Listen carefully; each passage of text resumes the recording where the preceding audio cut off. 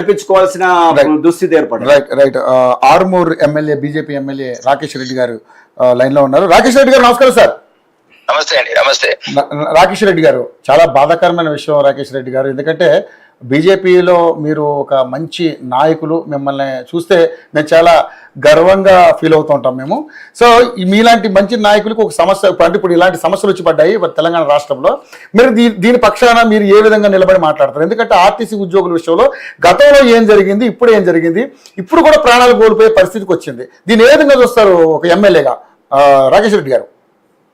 అంటే ఇంతకు ముందున్న మాజీ ముఖ్యమంత్రి 420 అయితే ఇప్పుడున్న ముఖ్యమంత్రి 840. అంటే అమాయకులైన ఈ ఆర్టీసీ ఎంప్లాయీస్ ని, వాళ్ళ బలహీనతలని, వాళ్ళ బతుకులని ఆధారం చేసుకుని నోటికొచ్చింది మాట్లాడి గద్దెనెక్కతందుకు అబద్ధ వాగ్దానాలు చేస్తే దాని ఫలితం ఇది. అప్పుడున్నోడు బట్టలిప్పి కొట్టిపించిండు, అప్పుడు ఆత్మహత్యలు జరిగినాయి, ఖమ్మం కావచ్చు, జగిత్యాల కావచ్చు. అవును, 40 మంది అంట సార్. 57 రోజులు సమ్మె జరిగింది. అప్పుడు 57 సమ్మె ఒక రోజు సరిపోయింది, 40 మంది అంట. నేనేమంటున్నానంటే ఇప్పుడు వీళ్ళు కూడా 40 మంది చంపేస్తారు. వీరి ఇంట్లోకి ఏం పోయినది? నోటికి వచ్చింది మాట్లాడుతున్నారు, అన్ని ఫ్రీ అంటున్నారు. అన్ని ఫ్రీ అన్న తర్వాత మరి ఫలితం ప్రజలు, ఇప్పుడు ఆర్టీసీ కార్మికులైనా ఆర్టీసీ ఉద్యోగులు, దయచేసి మీరు ఆలోచించండి. ఈ మోసగాళ్ళకి ఏం సమాధానం చెప్తారు మీరు? మళ్ళా ఎన్నికలు రాగానే వాడు నోటికి వచ్చింది మాట్లాడితే మళ్ళీ వాడికే ఓటేసి గద్దెనెక్కిస్తారా? ఇప్పుడే మీలాంటి అమాయకత్వంతో ఇప్పుడున్న ముఖ్యమంత్రి 34 దాకా అంటున్నాడు. అంటే ఈ అమాయకుల బలహీనతనే కదా.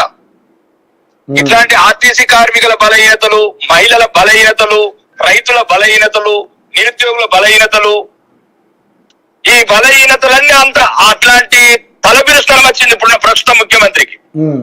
నేను 34 వరకు ఉంటాను, తమ్ముంటే ఆర్టీసీ కార్మికుల సమస్య పరిష్కారం చేయి. నువ్వు నిజంగా ప్రజాపాలన అయితే ప్రజలు ఎన్నుకున్న ముఖ్యమంత్రివా, లేకపోతే ఢిల్లీ పంపించిన ముఖ్యమంత్రివా? ఆ ఆర్టీసీ కార్మికుల కన్నీళ్లు చూడు, ఆర్టీసీ కార్మికుల కడుపులో తలబెట్టు.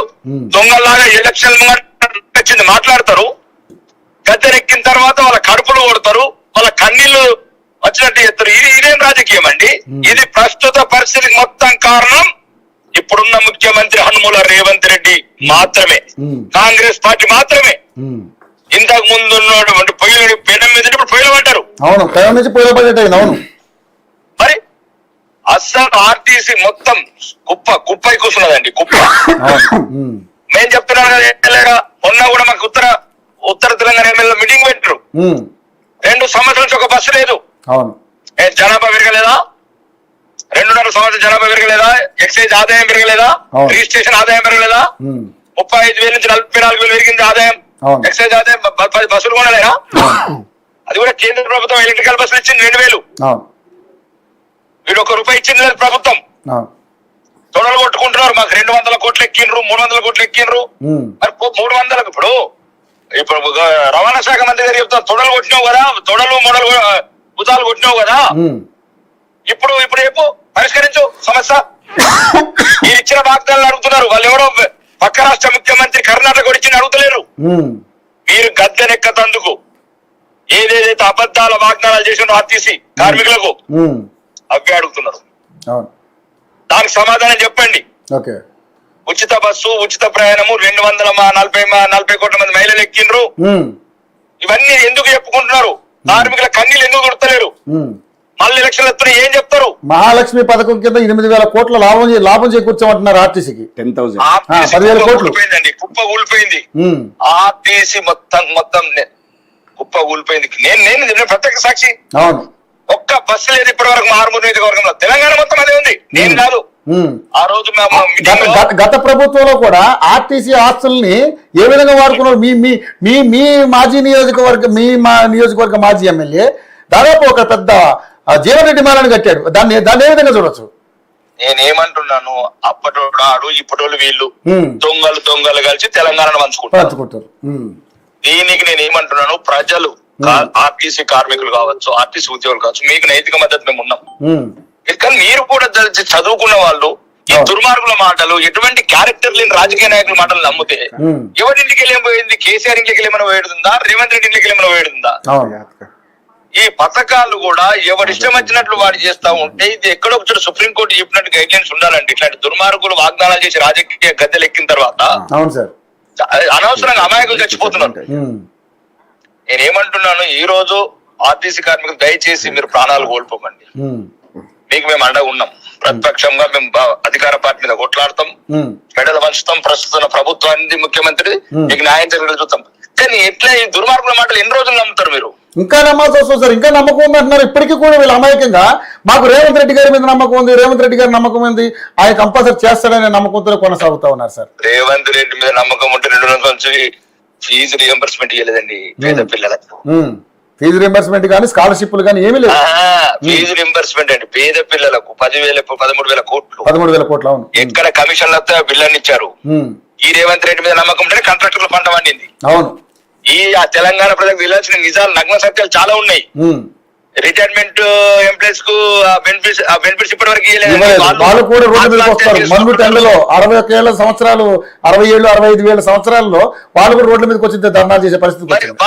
వాళ్ళు సంపాదించుకొని పోగేసుకునే డబ్బు అండి అది. వాళ్ళ ఆడబిడ్డలకు పెళ్లిలకు మనకత్తాయి, వాళ్ళ ఆరోగ్యానికి హాస్పిటల్ ఆరోగ్యం మనకత్తాయి, లేకపోతే వాళ్ళ పిల్లల పై చదువు మనకత్తాయి. దాచుకున్న డబ్బు ఇది ఎవడబ్బ సొమ్ము కాదు. అవును. అది ప్రభుత్వ సొమ్ము కాదు. అవును. అదే ఇయ్యలేనోడు ఇది ఇయ్యలేనోడు ఏమిస్తాడండి? ఈ భూములు అమ్ముకుంటా అప్పటి పూర్తి ఏదో ఒక రకంగా చేసుకుంటా ప్రజాకర్షణ పథకాలు, అవినీతి పథకాలు కొత్తగా మోసగాడిగా తయారైండు. ఈరోజు భారతదేశంలో తెలంగాణ ముఖ్యమంత్రి అంటే 420 అంటున్నారు. ఎక్కడ పోయినా కానీ 420 ముఖ్యమంత్రి ఏ అబద్ధాలైన నోటికి ఈజీగా ఆడగలుగుతాడు. ఇంతకు ముందున్న ముఖ్యమంత్రి 420 అయితే ఇప్పుడు 840 అంటున్నారు. ఎందుకంటే అలవోకగా అబద్ధాలు ఆడతాడు. ఏం చేసినావని 2034 వస్తావు నువ్వు? ఇప్పుడు ఈ ఆర్టీసీ కార్మికులు కావచ్చు, తెలంగాణలో ఉన్న ప్రజలందరూ యువకులు కూడా మీరెట్లా మీరు రేవంత్ రెడ్డి మాటని, మహిళలు ఎట్లా మీరు 2,500 గత 10 ఏళ్ళు కేసీఆర్ నెల నమ్మారు, 5 ఏళ్ళు ఈ నెలగా నమ్మారు సార్. అప్పుడు తెలంగాణ ఉద్యమం ఒక డిఫరెంట్ అనుకుందాం, నమ్మినాం అనుకుందాం, పక్కన అనుకుందాం. నేను అనేది ఒకటేనండి, ప్రజలు చైతన్యవంతం కావాలి. ఎవడబ్బ సొమ్ము కాదు మనకు ఉచితాలు ఇచ్చేటి. నేను క్లియర్ చెప్తున్నా రవి, చెప్పండి. ప్రజలు జాగృతమైతేనే, ప్రజలు చైతన్యవంతమైతేనే ఇట్లాంటి అవినీతి పథకాలు, మనుషులను సోమరిపోతులు చేసే పథకాలు, రైతులు వడగట్ల వాళ్ళతో నేర్పుతున్నారండి తెలంగాణ వ్యాప్తంగా. కానీ ప్రభుత్వంలో అధికారంలోకి రావాలంటే ఇలాంటి తాయిలాలు అందరికి ఇవ్వాల్సిందే. వాళ్ళు ప్రజలు కూడా నమ్ముతున్నారు సార్. మరి చైతన్యం ఎక్కడ రావాలంటారు మీరు? ఇప్పుడు ఇప్పుడు మేము ఒక చిన్నగా మహారాష్ట్రలో బీజేపీ ఒకటి ఒక వాగ్దానం ఇంత అడ్డగోలు ఇయ్యలేదు మేము.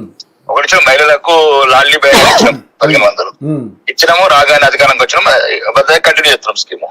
మరి నోటికి వచ్చినట్లు ఇది నేను రాజకీయ నాయకులకు బంగారం, ఒక స్కూటీ అని, మహిళలకు 2,500, పింఛన్లు 4,000 అండి. పిల్లలకు ఫీజు రీంబర్స్మెంట్ ఎవడబ్బ సొమ్మండి?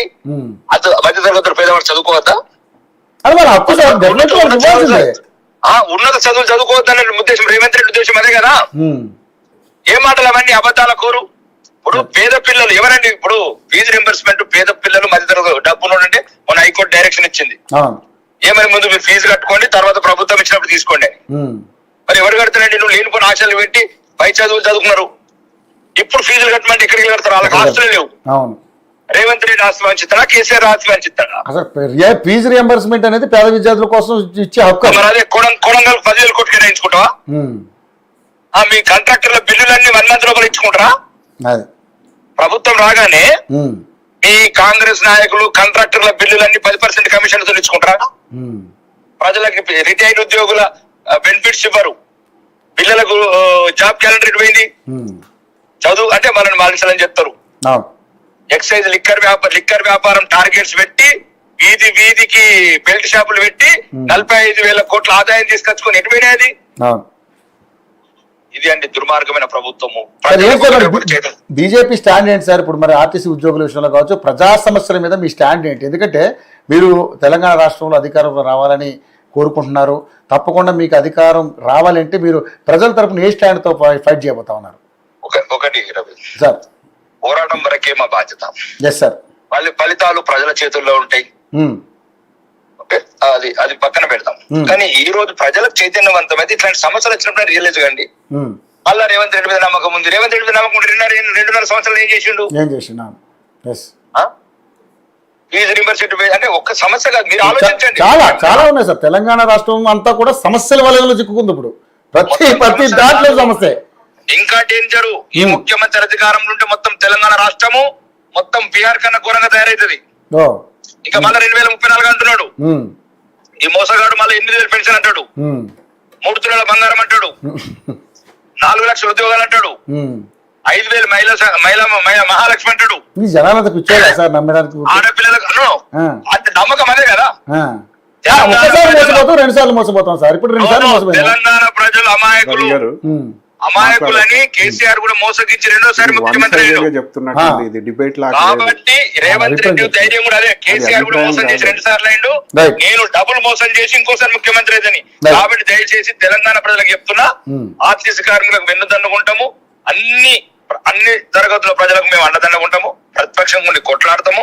కానీ మీరు దయచేసి ఇదంతా మర్చిపోయి మళ్ళా ఎలక్షన్ రాగానే తాయిలాలకు మర్చిపోయి ఉచితాలకు మర్చిపోయి మీ వ్యక్తిత్వాన్ని చంపుకొని అన్ని చంపుకొని ఒక దుర్మార్గులకు మళ్ళా పట్టం కట్టకండి.